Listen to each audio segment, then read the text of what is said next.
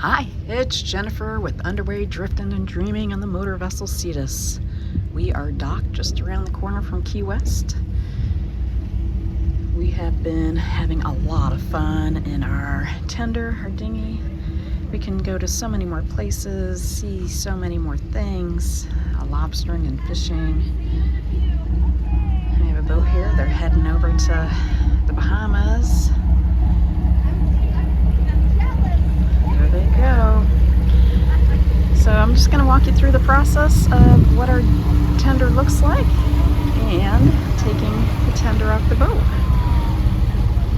So fair winds and following seas to Grace. I believe that says Frisco, Colorado. So let's go ahead and get to the video. All right, we're heading out for a tender ride, or you can call it a dinghy ride. We're in about 11 feet of water. So this is our dinghy. Can you tell me a little bit about the dinghy, Jim? It's a 13-foot brig. It's actually made in Ukraine. It's got a 50 horsepower 4-stroke Honda outboard on it. It's really reliable. Got the Simrod chart plotter, which is pretty nice. It has the chart, the depth sounder. What I like about it actually is connected with the engine, so it has instrumentation. So it'll give us our temperature, our RPM, alternator charging, trim position, and then of course it gives us our speed over the ground. It could be connected to an autopilot, but not many, as far as I know, smaller outboards would have an autopilot on it. But it's a really nice functioning chart plotter, multifunction display. We use it mostly with a combined screen with depth and then chart over here. It takes a second for the chart, and we can scroll out so you can see this is Marathon here that we're off of, and we could use this to navigate to Key West if we wanted to, or anywhere that we have GPS reception. So it's a really nice little plotter. Most dinghies won't have a plotter like this on board, but it makes it safe so when we're running along these coasts that we could see, one, where we're at on the chart, any navigational aids, shoaling, and then of course with our depth that we don't run aground. But here, we'll zoom it in. My finger's a little wet from the morning here. There we go. So here's our marina, and we're at 7 feet 9 inches of water.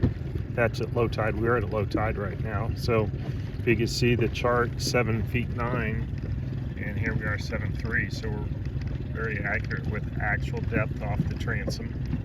It's only a couple inches under the water, so it's water level. And then what the chart dictates that it's in the soundings, Army Corps soundings shows 7 feet 9 in that area at low tide, mean low water. Thank you. So I'm just gonna come around here and show the engine looks like.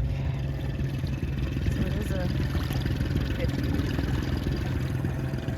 We could run day or night, have navigation lights on it, and an anchor light, all white, around white light for a stern light, and then our port starboard lights.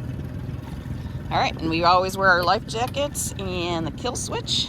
Once we get up to speed, I always put that on. All right. If I fall overboard, it'll pull, and it'll shut off the engine. Exactly. We don't want the boat to keep on going. I'm gonna take my seat up here and get ready for a morning sunrise tour. Not to be a 3-hour tour.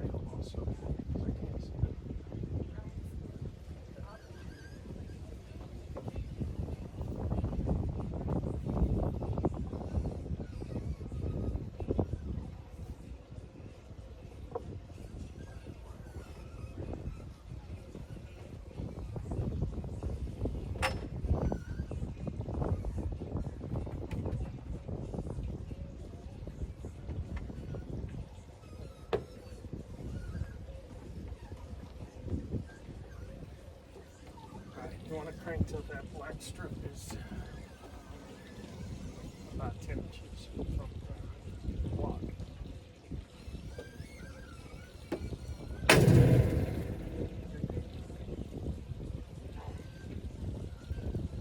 Okay, that's good. Okay, you should be able to put the block, brake on the block. And the capstan isn't going to turn back. It just locks in place. Okay, so start lowering.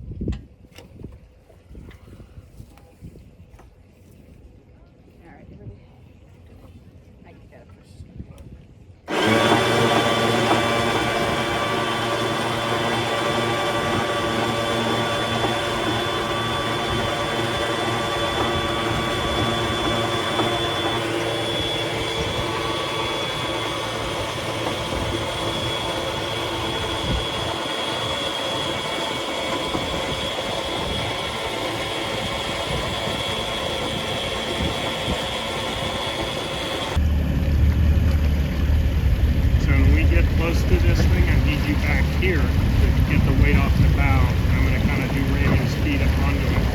Then once we're up there, you're going to hop off and take that white line. Okay. And you shouldn't have to pull much at all. I'm going to kind of power it up there. So we're going over here to the ski docks. I'm going to put my phone down because I need to do a little bit of work. Alright, we made it up on the jet ski dock so we can take the boat out whenever we want. We don't have to leave it at the slip in the water. I think it's going to stay in the water just a little bit. Not too bad. These are like walking on pillows here. If I slip and fall, I do have 2 life jackets in my hand. I'm going to talk to the dock person. Alright. Okay, I'm hiking back to the boat, which is not too far. Let's see how much fuel is here. $4.69 and diesel $4.49.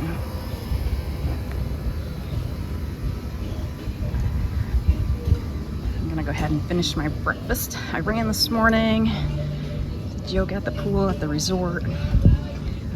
So I think it's after 11, so I keep eating little bits. I need to sit down and eat before we take the boat back over to the slip. With the tender off the boat, we can do so many more things. Having adventures, snorkeling. I think he just caught a lobster. His very first one. Woohoo! Maybe though. Oh, looks like we're gonna have to release it.